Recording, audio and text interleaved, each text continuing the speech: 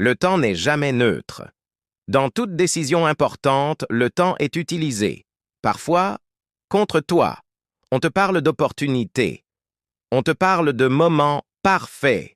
On te parle d'urgence. Mais ce qu'on ne te dit pas, c'est que le temps est souvent une arme silencieuse.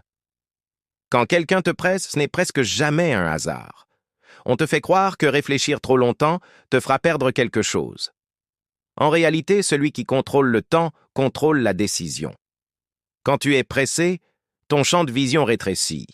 Tu vois moins d'options. Tu poses moins de questions. Et surtout, tu acceptes des règles que tu aurais refusées dans un autre contexte. Le temps crée une asymétrie. Celui qui peut attendre, observe. Celui qui ne peut pas attendre réagit. Beaucoup de décisions coûteuses n'ont pas été mauvaises par manque d'intelligence. Elles ont été mauvaises par manque de temps. Décider vite donne une sensation de soulagement.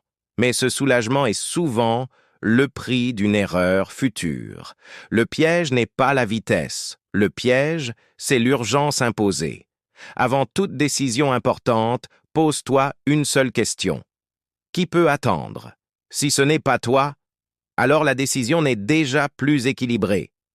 Maîtriser le temps ne veut pas dire ralentir tout ce que tu fais. Ça veut dire choisir quand accélérer et quand ne pas bouger. Beaucoup de personnes pensent qu'une bonne décision doit être rapide. En réalité, une bonne décision doit surtout être supportable dans le temps. Quand tu décides trop vite, tu ne testes pas ta décision contre la durée. Tu la testes seulement contre l'émotion du moment. Le temps agit comme un filtre.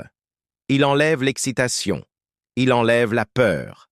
Il enlève la pression artificielle.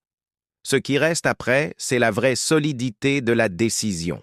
Les décisions fragiles ont toujours besoin d'urgence pour exister. Les décisions solides peuvent attendre. C'est pour ça que ceux qui maîtrisent le temps ne sont jamais pressés. Ils savent que le temps travaille pour eux, pas contre eux. Avec le temps, les bonnes décisions deviennent plus simples. Pas parce qu'elles étaient faciles, mais parce qu'elles étaient claires. Elles n'avaient pas besoin d'urgence pour tenir.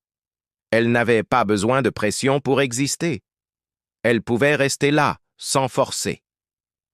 Les mauvaises décisions, elles, ont toujours besoin de vitesse.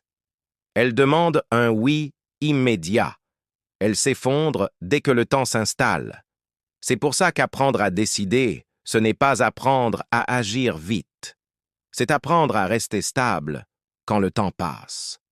Shadow éducatif.